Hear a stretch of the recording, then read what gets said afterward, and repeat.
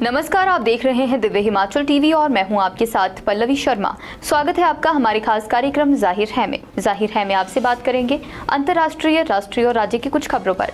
साथ ही समाचार पत्र की प्रमुख खबरों पर भी आपसे चर्चा होगी और कार्यक्रम के अंत में रोजगार से जुड़ी हुई जानकारी आपके लिए लेकर आए हैं, तो बने रहे कार्यक्रम के अंत तक। सबसे पहले बात करते हैं अंतर्राष्ट्रीय खबरों की। प्रधानमंत्री नरेंद्र मोदी गुरुवार सुबह दिल्ली से अपनी 2 दिवसीय फ्रांस यात्रा के लिए रवाना हुए। प्रधानमंत्री मोदी 13 और 14 जुलाई को फ्रांस में रहेंगे। इस दौरान वे 14 जुलाई को फ्रांस के बास्टिल दिवस परेड में मुख्य अतिथि के रूप में शामिल होंगे।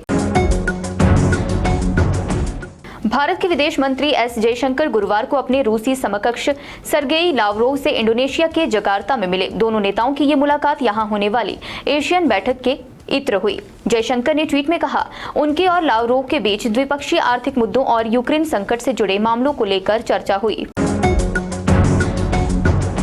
नेपाल के विमानन नियामक ने एवरेस्ट क्षेत्र में एक घातक दुर्घटना के बाद 2 महीने के लिए हेलीकॉप्टरों के गैर आवश्यक उड़ानों के संचालन पर प्रतिबंध लगा दिया है। यह प्रतिबंध दर्शनीय स्थलों की यात्रा पर भी लागू होगा। दरअसल पूर्वी नेपाल में माउंट एवरेस्ट के पास एक निजी वाणिज्यिक हेलीकॉप्टर के मंगलवार को दुर्घटनाग्रस्त होने से उसमें सवार मैक्सिको के एक परिवार के 5 सदस्यों और पायलट की मौत हो गई थी।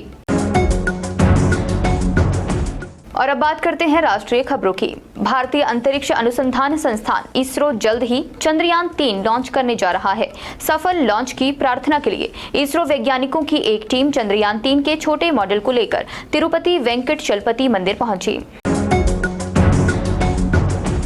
महाराष्ट्र में आर्थिक रूप से कमजोर वर्ग को राहत देने के लिए एक बड़ा फैसला लिया गया है। प्रधानमंत्री आवास योजना के लिए तहत किफायती घरों के लिए मुंबई महानगर क्षेत्र के आर्थिक रूप से कमजोर वर्गों के लिए आय सीमा अब 3 लाख से बढ़ाकर 6 लाख रुपए कर दी गई है। यानी अब वो लोग जिनकी आय सीमा थोड़ी ज्यादा है वे इस श्रेणी में मकान खरीद सकेंगे। राष्ट्रीय जांच एजेंसी ने गुरुवार को मणिपुर में प्रतिबंधित आतंकवादी संगठनों के सदस्यों द्वारा जबरन वसूली के एक मामले में म्यांमार में एक नागरिक सहित 3 लोगों के खिलाफ आरोप पत्र दायर किया। प्रतिबंधित आतंकवादी संगठनों के 3 कैडरों के खिलाफ इम्फाल में एनआईए की विशेष अदालत में आरोप पत्र दायर किया गया है।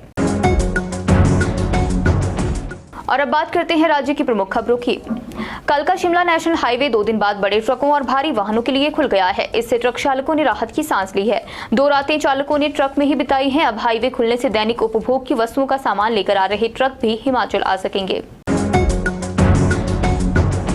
कुल्लू और मंडी जिला में बाढ़ से हुए नुकसान का जायजा लेने के बाद पूर्व मुख्यमंत्री जयराम ठाकुर दिल्ली रवाना हुए हैं। उन्हें केंद्रीय गृह मंत्री अमित शाह ने दिल्ली बुलाया है। उन्होंने गुरुवार सुबह भुंतर में बाढ़ प्रभावित क्षेत्र का दौरा किया। हालांकि वे सैंज भी गए थे, मगर सड़क बंद होने के कारण बिहाली से वापस आना पड़ा। बौद्ध धर्मगुरु दलाई लामा जल प्रलय के कारण हुए नुकसान से उबरने के लिए हिमाचल प्रदेश को दलाई लामा ट्रस्ट से दान देंगे।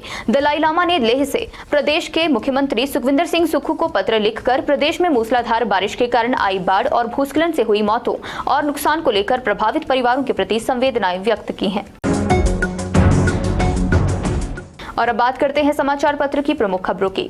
भारी बरसात के तांडव की मार अब पर्यटन स्थल सांगला के ग्रामीणों को झेलनी पड़ी है। बुधवार दोपहर बाद किन्नर कैलाश की पहाड़ियों से आया बाढ़ का भारी मलबा ग्रामीणों के खेतों से होते हुए सीधे सांगला पंचायत क्षेत्र के वार्ड नंबर 2 और 3 में जा घुसा। चौपर से चंद्रताल की हवाई रेकी कर बुधवार को सिस्सू हेलीपैड पहुंचे मुख्यमंत्री सुखविंदर सिंह सुक्खू ने कहा, वहां हालात बेहद चुनौतीपूर्ण हैं और प्रशासन के अधिकारी व रेस्क्यू टीम वहां फंसे पर्यटकों को निकालने के लिए हर संभव कोशिशों में जुटे हैं। रामपुर से लगभग 7 किलोमीटर दूर NH5 पर न्यू नोगली में एक कार सतलुज नदी में गिर गई, जिससे उसमें सवार एक ही परिवार के 4 लोग पानी के तेज बहाव में बह गए। इसके अलावा संपादकीय पृष्ठ पर भी जरूर नजर डालें। कार्यक्रम के अंत में बात करते हैं रोजगार की। बैंक ऑफ महाराष्ट्र ने स्केल 2 और स्केल 3 में अधिकारियों के पदों पर भर्ती के लिए अधिसूचना जारी की है। इच्छुक उम्मीदवार इन पदों के लिए गुरुवार यानी आज से आधिकारिक वेबसाइट bankofmaharashtra.in पर जाकर आवेदन कर सकते हैं।